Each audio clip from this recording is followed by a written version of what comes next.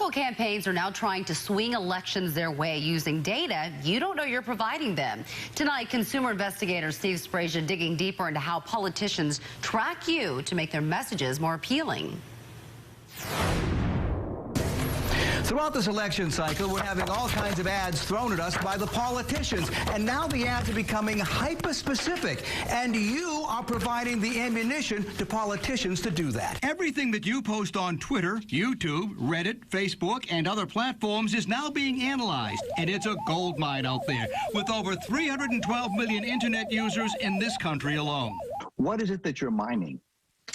So we're looking at their posts. We look for words like the candidate's name or certain issues like COVID, and we start to group those things together and then score the data for things like sentiment, word frequency, positive attitudes, negative attitudes about how people talk about things. And Adam Meldrum is the founder of AdVictory, a company that's pioneering the use of this publicly available data to help politicians target their messages better. This isn't meant to replace polling. It's really meant to be a complement alongside it. Using a combination of artificial intelligence and human analysis of what you've publicly posted, politicians can figure out what message you want to hear. Maybe it sparks an idea for a way to phrase a certain message where it's resonating better with people out there than it is, you know, with a bunch of consultants in a room trying to come up with a way to say something. Concern over hyper-targeting prompted Google to set up some rules about how their platforms are used. Political advertisers will only be able to reach people based on broad categories like age, gender, or zip code.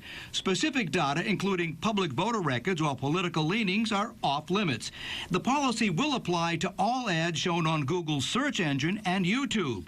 But that doesn't stop candidates from hyper-targeting mailed brochures, TV and radio ads, and other social media platforms.